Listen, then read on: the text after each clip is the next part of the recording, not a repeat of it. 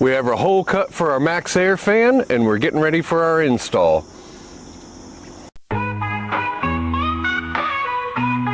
So first thing we're gonna do is clean off the area we're gonna mount the fan. Cool. So this, we're gonna set down in our hole. Will these be exposed? The screws? Yeah. The screws will be exposed, yep. All right. Hopefully it looks cool that way.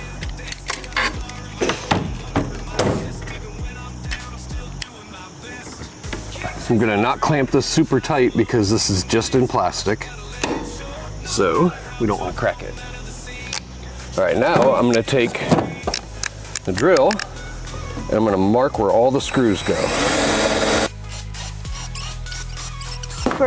We're not actually trying to drill all the way through, we're just trying to drill enough that it marks the hole.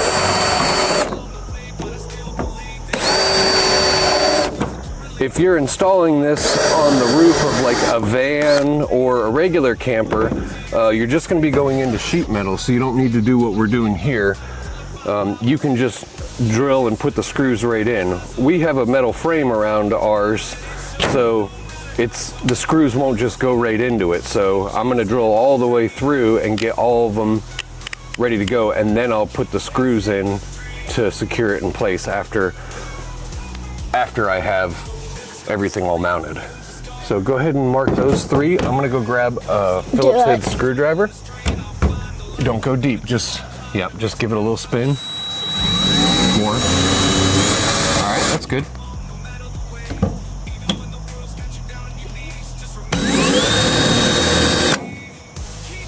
I'm trying to go as close to the middle as possible so that it doesn't screw up the plastic. Okay. Now, I'm gonna set this back behind you. And that back behind you. Can I put the and that back behind you. All right. And then I'm gonna drill the holes all the way through into the steel. Right now? Yep. Wait.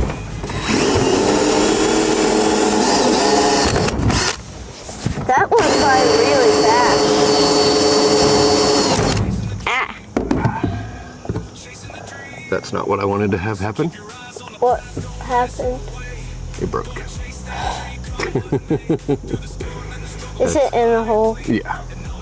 Can we get it out? Yeah, we'll get it out of there. Looks like it's coming out. Got it. All right, so let's try this again.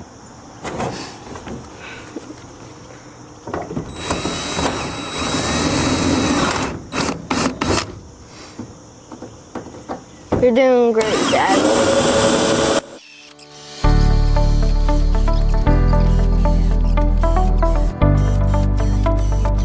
Now that we have all of our holes drilled good, we're gonna wipe it off again. Now we're gonna get out our sealing tape that we used before. This is kind of like a putty. I like using this instead of caulking because it never dries out. Does caulking dry out when it's in the tube like that? No, when the tube's sealed, it doesn't dry out, no. So now I'm gonna trim this back. All right. So you're trying to align it? I'm just trying to make sure the sealing tape is getting on each other? Yeah, they're lined up perfect. Aw. He's all right. So cute. You want to help me peel the backing off? This? Yep. You might have to go like this to squish it. Don't squish it flat, but just squish it down so it sticks real good to the roof. Is this one good? Yeah, but okay. So you don't want to roll it up because then it makes high and low spots, right? Wait, is this one good? Yeah, you can peel it off. Sometimes you have to kind of help hold the putty down. How? Oh, yeah, just kind of put your finger on the edge of the putty, and then other times you don't need to.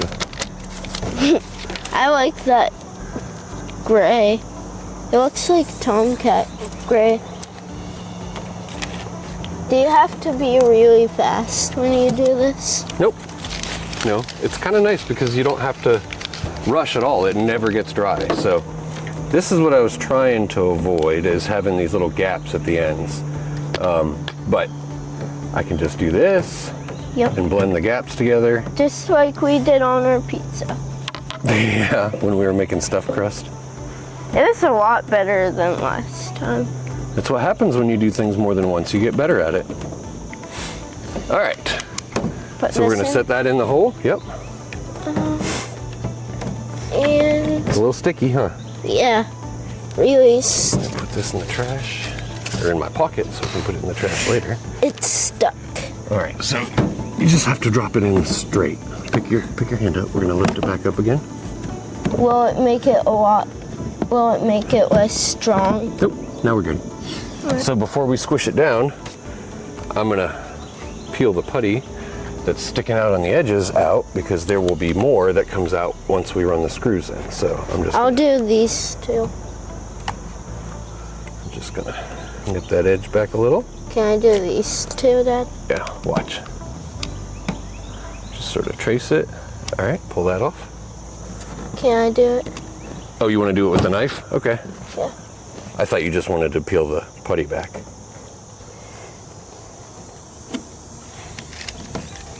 All right, you don't have to cut it hard. You just have to cut it just a little bit. Just so that kind of makes us scorch. You want to play with that? It's kind of fun. So the reason why I'm doing this is I want the aluminum roofing to be squeezed down all the way to the metal when the screws go in. So that way it doesn't make a gap between them. And I don't want to just pull it down using the screw, because that could be a lot of torque on it. Cooper? Where is he? He's down there trying to steal pieces of aluminum. That'll cut you, bud. Don't touch that.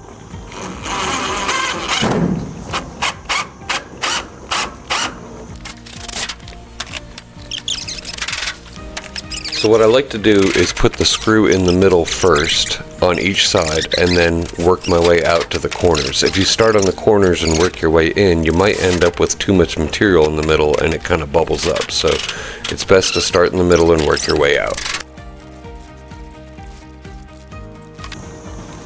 Is it in? The front's over it. There we go. It's pretty much flush to it. Nice and low profile. So that we don't have too much Okay, height. so I think we can go ahead and put our caulking on now. Yep. I'm gonna pull it off and hand it back to you, and then you can set it back behind you. Can I put it Test in my fit was lap? good. Yeah, you can if you want. Here I'm just putting a bead around the outside perimeter of it, and then I'll wipe it clean with my finger and then use that to go over top of all the screws. It's not really critical because of the type of putty we used to seal it with initially, but this is a little extra insurance. Something that can not be said enough is when you get caulking for your projects, do not buy cheap caulking. This one says it is good for the life of your home. Well, I don't believe that. That probably, though, means it's one of the better ones you can get. Now, we are ready to put the lid on for the final time.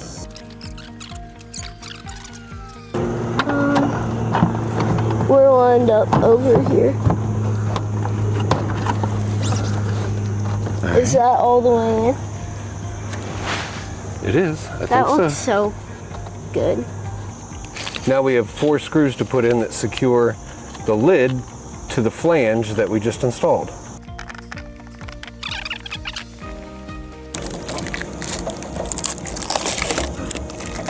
Dad. What, buddy?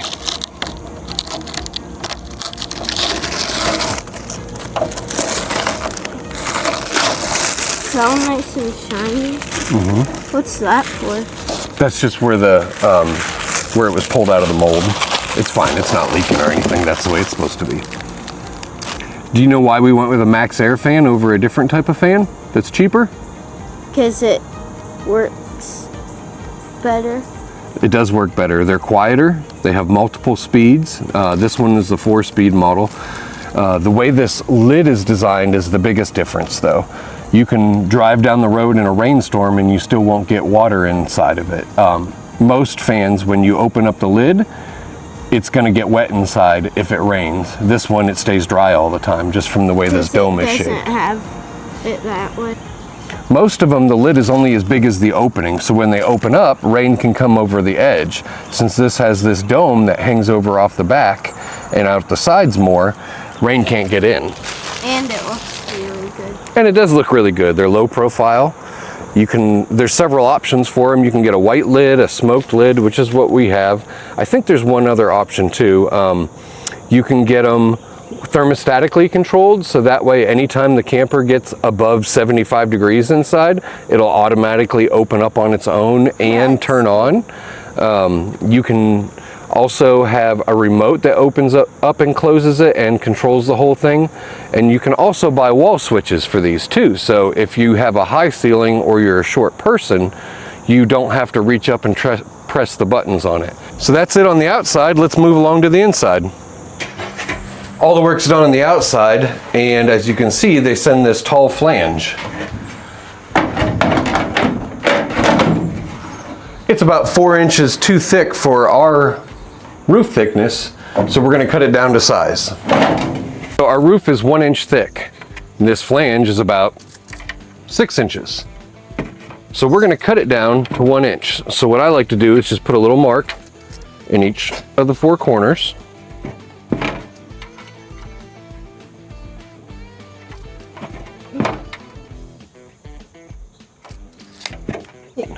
Yeah. Just like that. So what I'm going to do is run up the edge.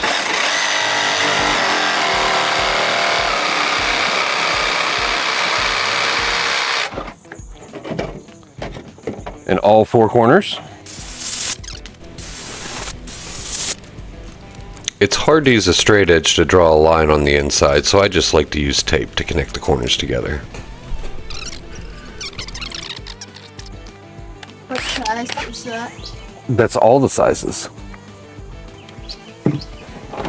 So now I'm just going to drill a hole so I can put my jigsaw in there.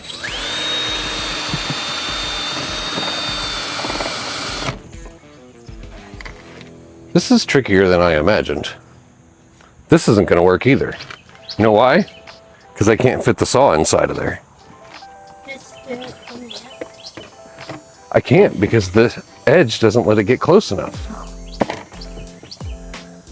And saw? Nope. We're gonna have to do it a different way again. You know what that way is? Razor knife. What? Razor knife, yep. So I'm gonna drill out.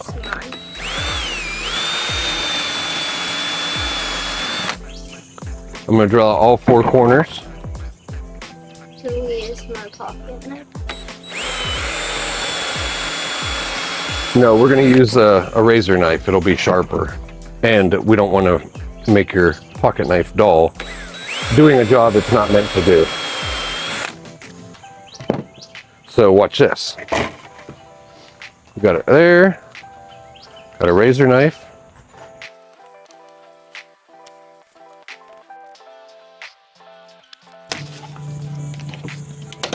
That's so sad. It's fine.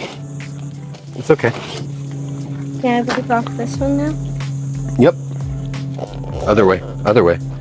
You start away from your cut. There you go. That's so satisfying. Oh.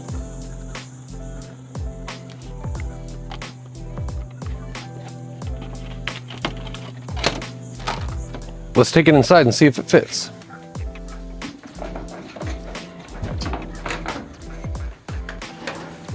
Does that fit nice up against the ceiling everywhere? Yes. It does fit good. Are these? That'll look really nice once our ceiling's done. Yeah. So all we have to do is screw them to the ceiling, which we don't have our ceiling in yet. And then we have to mark for the wires to get notched through. So I'm gonna go ahead and do that real quick.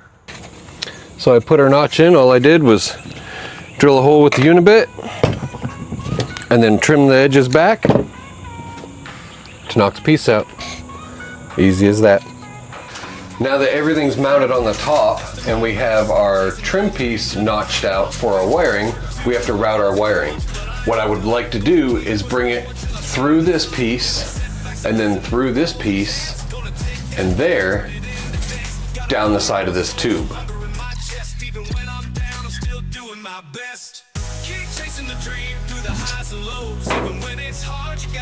Since we don't have our ceiling to attach our trim piece on, I'm just going to tape it up in place so we don't lose anything until we're ready for it. And then it came with 4 screws with white heads on them, which I also don't want to lose. So what I'll do is keep them away from the dog. That too, but I am going to also tape those to the fan. Then when we're ready to put it on permanently, everything's right there for us. Take the 2 wires. Some people use butt splices. This is a better way to do it than a butt splice. Because I take the 2 wires and twist them together like that. And then I use what's called a closed end connector. Can you hand that to me, please?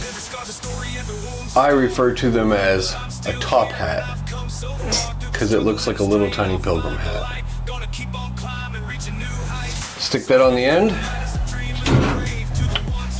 Get your crimpers, and it's together.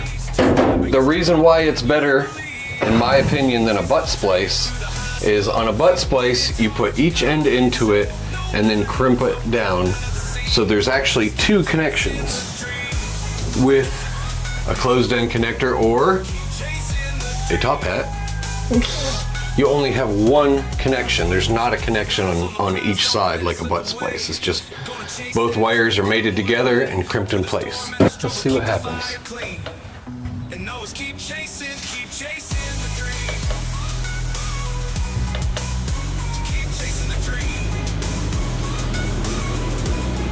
That one's great. It's nice and quiet.